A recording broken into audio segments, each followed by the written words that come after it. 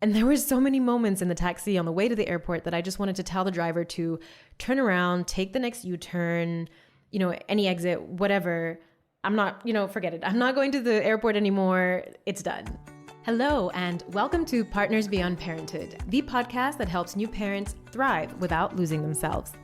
My name is Saba Bosuener, and my mission is to help new and overwhelmed parents gain clarity on what their priorities and needs are. This episode aims to help you prepare and plan your trip, event, or whatever it is that means you won't be spending the night or maybe even multiple nights with your baby.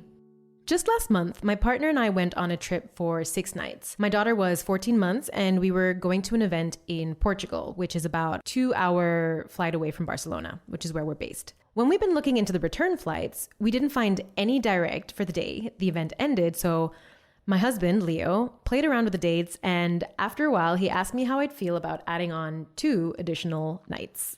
He was saying, we'd be able to take some time for ourselves, no event, no other people, just the 2 of us, and how great it would be to spend some prolonged quality time together again. My initial thoughts were panic and anxiety. That would make the entire trip 6 full nights and 7 days of not seeing or holding my little baby. And I stalled. I really did. And basically tried to avoid discussing our return trip details for a few days, maybe even weeks, until we really had to book the flights. Now, the more I thought about it, the more I realized that spending quality time would be really valuable. And so I tried to change my mindset on the whole trip. I spoke to other parents who had taken a trip without their babies to see how they had coped and to learn any practical tips that they could give me. The general advice was, it's hard. No doubt, especially the first day, maybe even the second. But then once you realize that your baby is doing well and that they're in good hands, it gets a little easier. Maybe easy is not the right word, but it gets a bit more tolerable. So after feeling somewhat prepared, maybe a little less worried, and even a little excited about the trip, the day finally came. The grandparents had come to stay to take care of her, making sure to overlap a few days at the beginning so that she could familiarize herself with them again and that they'd get a hang of her routine as well. And then came time to book the taxi. And I can't even begin to describe how I felt. My stomach was doing all kinds of somersaults, twists, and turns, and I literally felt sick. I think I cried the entire way to the airport in the taxi. But I somehow managed to keep all those emotions in when saying our goodbyes because I was worried that, she'd catch on if I let out these emotions in front of her. And this was the very first time I would not see my daughter on a daily basis since her birth. And there were so many moments in the taxi on the way to the airport that I just wanted to tell the driver to turn around, take the next U-turn, any exit, whatever.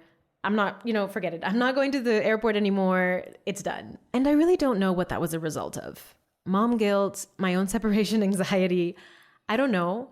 I'm sure it was a mixture of it all, but it was rough, to say the least. And I definitely had moments where I thought, wow, what a terrible mom. You're leaving your daughter for how many days? This trip is voluntary. You don't actually have to go, which made it all worse. In the end, I tried to stay strong. After all these other moms have managed to do this. I'm sure I can too. Besides, we had discussed that if at any point I or we felt uncomfortable, we would just leave and go home early. So I did it. I got on the flight and I survived. No, just kidding. What I really mean is that I made it and stayed until the end, all 6 nights, and actually really enjoyed the trip as well. So if you've been considering a trip, either with some friends or your partner, here are the things that helped me. First of all, who will your baby be staying with? Do you have a family member that you trust and could step in and you'd also know that they'd be happy to do so? Either by them coming to your place or you taking your baby to theirs? Is there a nanny or some friends that your baby knows well enough to feel comfortable in your absence? My daughter seems to be pretty much fine with just about anyone and has never seemed to get separation anxiety, at least until now, fingers crossed. So it's been a little easier on that front for us. But if you have seen this in your baby, then you'd want to make sure that they're familiar and comfortable with whomever you're leaving your baby with. Next, make sure to have a plan B and C. And you can go further down the alphabet if you wish, but B and C is a good start. So plan B could be having other people you know and trust step in, And C could be you coming back early if necessary, as an example. Just make sure you have options for navigating unforeseen circumstances, and that will help you already feel a lot more comfortable with the whole idea of going somewhere. Also, if you've been breastfeeding up until that point, make sure you take a pump with you. I cannot stress that enough. As mentioned, my daughter was 14 months and I'd already been prepared to stop breastfeeding. I think I was feeding maybe once a day by this point. She was eating well at this time and was taking formula from time to time, so I knew she liked it and could tolerate it as well. I had also gone, I think, about 1 or 2 days without giving her milk before the flight, and I felt fine, so I didn't think I'd need the pump. I had no signs of engorgement or anything. But on the 3rd day of not feeding her or expressing any milk, I literally sent my husband running to the pharmacy. It was definitely time, and we had to buy a pump. So in any case, if you haven't fully stopped breastfeeding for at least a week before, maybe even more, then do yourself a favor and take one or be ready to buy one. And the other thing you want to make sure is that when you go on the trip, keep busy. That's possibly the best advice I can give you. Our days at this event were so packed and we were so busy meeting people that it helped the time go by so much faster. Now, does this stop you from thinking about your baby? No, of course it doesn't. But it does help to keep a bit of the anxiety at bay.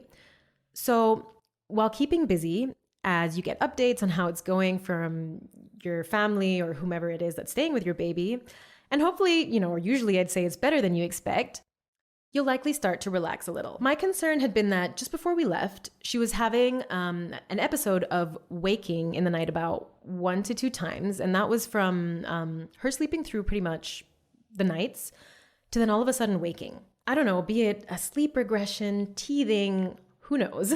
But we were so worried about how the grandparents would cope. I mean, we all know it's tiring, it's exhausting to say the least, but literally the night we left, she started sleeping through. What a champion. And that made it a lot better, knowing that they were getting enough rest to entertain her throughout the day. Now, if your baby goes to daycare, then great.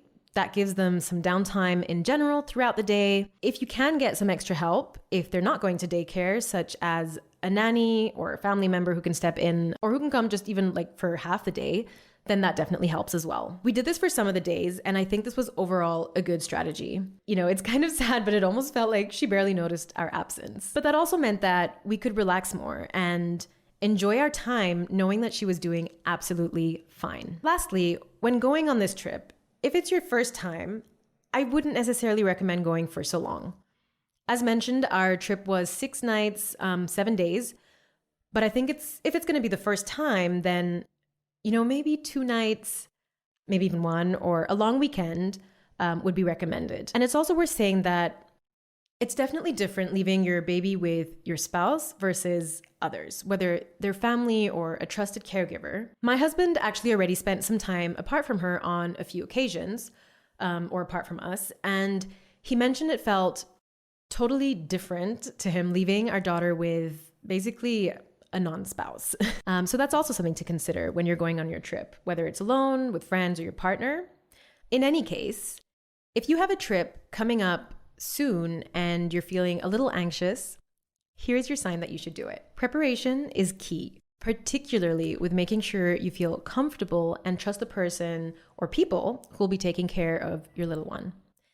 It is hard, but you'll likely be very grateful at the end and proud that you went out of your way to do something not only for yourself, but potentially also together with your partner. Another parent once said that she and her partner followed the rule, or the 2-2-2 rule, and that really helped keep their relationship alive. So the rule is a date night every 2 weeks, a weekend away every 2 months, and a week-long vacation every 2 years. You may want to adjust that a little to what works best for you. The point is actually planning out time and taking a trip for yourself or with your significant other without your kid.